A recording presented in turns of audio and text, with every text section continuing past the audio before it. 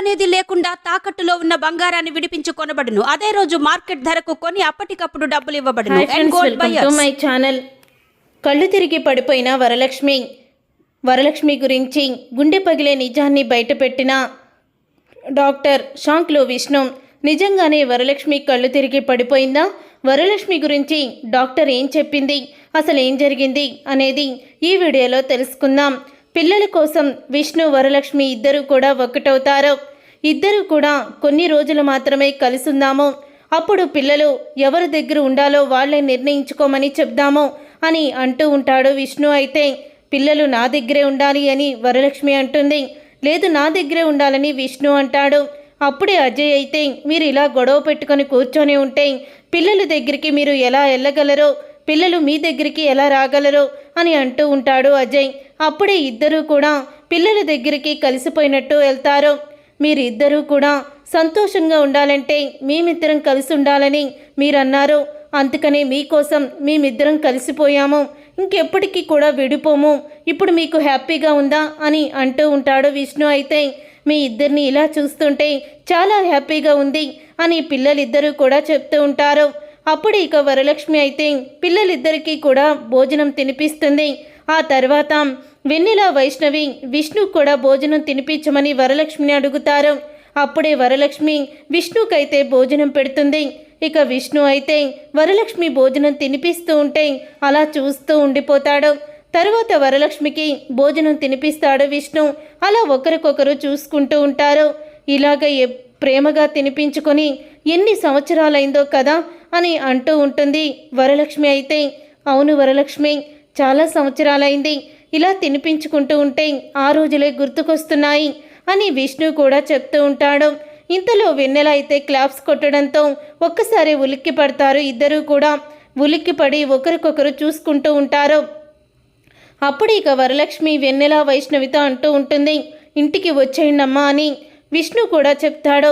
మీరిద్దరూ వేరు వేరు ఇంట్లో ఉంటున్నారు, అది నాకు నచ్చలేదు, మన నలుగురం కూడా ఇక్కడే ఉందాము అని అంటూ ఉంటే ఆంటీ అంకుల్కి ఇబ్బంది అవుతుంది, మేమెక్కడ ఇలా ఉంటాము అని అంటూ ఉంటే మీరేమీ కంగారు పడకండి, మేము ఈ కేసు ఒక కొలిక్కి వచ్చే వరకు కూడా గెస్ట్ హౌస్లో ఉంటాము, మాకేమీ ఇబ్బంది లేదని అక్కడికి అయితే వాళ్ళు వెళ్ళిపోతారు.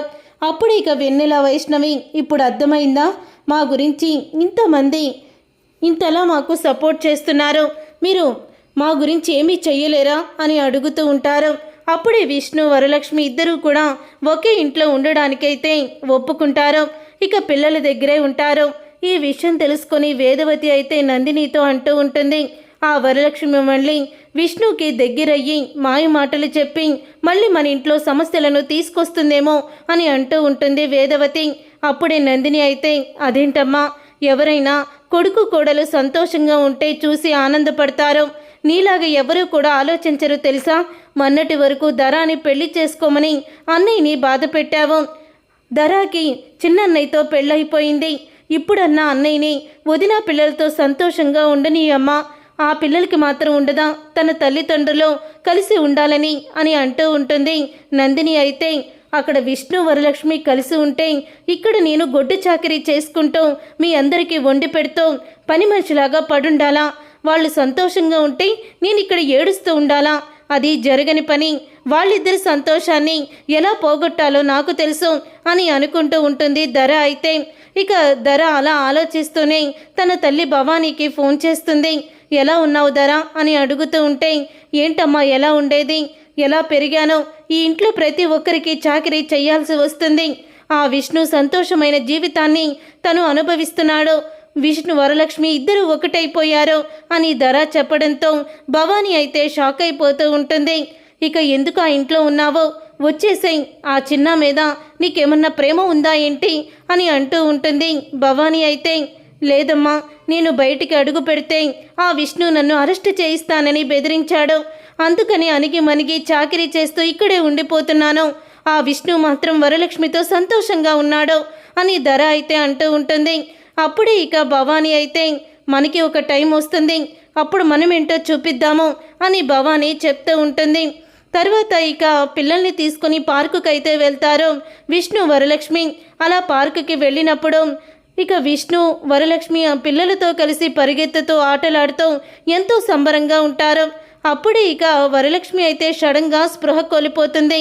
ఇక తను స్పృహ కోల్పోయి స్పృహలోకి రాదో ఎంత లేపినా సరే అప్పుడే ఇక విష్ణు అయితే హాస్పిటల్కి అయితే తీసుకువెళ్తాడు వరలక్ష్మిని హాస్పిటల్కి తీసుకువెళ్ళడంతో అప్పుడు ఇక డాక్టర్లు టెస్టులన్నీ కూడా చేస్తూ ఉంటారు. వరలక్ష్మికి ఏమైంది అని డాక్టర్ని అడుగుతూ ఉంటాడు విష్ణు. అయితే టెస్టులు వస్తే కానీ ఏమీ చెప్పలేము అని అంటూ ఉంటే అప్పుడే స్పృహలోకి వస్తుంది వరలక్ష్మి. నాకేమీ కాదు, మీరేమీ భయపడకండి అని అంటూ ఉంటే అప్పుడే విష్ణు చెప్తూ ఉంటాడు, వరలక్ష్మి నీకేం కాదు, మన ప్రేమ నిన్ను ఓడిపోనివ్వదు, నువ్వు ఏమి కాదు అని అంటూ ఉంటే నా గురించి మీరు బాధపడుతున్నారా అని అడుగుతూ ఉంటుంది వరలక్ష్మి. అయితే నువ్వంటే నాకు ప్రాణం వరలక్ష్మి, మనిద్దరం విడిపోయామన్న మాటే కానీ నువ్వు నా మనసులో ఎప్పుడు కూడా ఉన్నావు అని విష్ణు అయితే వరలక్ష్మితో చెప్తూ ఉంటాడు. ఇంతలో డాక్టర్ అయితే పిలుస్తుందని నర్సు వచ్చి విష్ణుని పిలుచుకెళ్తుంది. అప్పుడే వరలక్ష్మి వెన్నెల వైష్ణవిని పిలుస్తుంది. ఇక వెన్నెల వైష్ణవి ఇద్దరు వరలక్ష్మి దగ్గరికి వస్తారు. మీరిద్దరూ కూడా నాన్నకి ఎదురు చెప్పకూడదు, జాగ్రత్తగా ఉండాలి అని అంటూ ఉంటే ఎందుకమ్మా ఇలా జాగ్రత్త చెప్తున్నావు నువ్వు అని అంటూ ఉంటే నాకు రేపు ఏదన్నా జరగరాంది జరిగితే మీ నాన్నే అన్నీ అయ్యి మీకు చూస్తారు, అందుకే చెప్తున్నాను అని అంటూ ఉంటుంది వరలక్ష్మి. నీకేమీ జరగదమ్మా అని పిల్లలిద్దరూ కూడా బాధపడుతూ ఉంటారు. ఇక డాక్టర్ దగ్గరికి విష్ణు వెళ్తుండగానే డాక్టర్ అయితే మౌనంగా ఉంటుంది. ఏంటి డాక్టర్, ఏమైంది, రిపోర్ట్స్ వచ్చాయా అని అడుగుతూ ఉంటాడు విష్ణు. అయితే వచ్చాయి విష్ణు గారు, ఈ విషయం మీకు ఎలా చెప్పాలో మాకు అర్థం కావడం లేదు అని అంటూ ఉంటుంది. డాక్టర్ అయితే అదేంటి డాక్టర్ అలా మాట్లాడుతున్నారు అని అనగానే అవును విష్ణు గారు, వరలక్ష్మి ఇంకే ఎన్నో రోజులు బ్రతకదు, తనకి బ్లడ్ క్యాన్సర్ అని అనగానే ఒక్కసారి షాక్ అయిపోతూ ఉంటాడు విష్ణు. అయితే ఏం మాట్లాడుతున్నారు డాక్టర్, తనకి బ్లడ్ క్యాన్సర్ ఏంటి, అస్సలు కూడా అది జరగని పని, తను బ్రతికి ఉండాలి, తనకి అలాంటి రోగం ఏమీ లేదు అని అంటూ ఉంటే నేను మొత్తం కూడా టెస్టులు చేశాను, తనకి నిజంగానే బ్లడ్ క్యాన్సర్ ఉంది, తనకి డెలివరీ అయినప్పుడు తనకి ఇంజెక్షన్ ఏదో తేడా వచ్చింది, అందుకని తను అలాగా బ్లడ్ క్యాన్సర్ వచ్చింది అని అంటూ ఉంటుంది.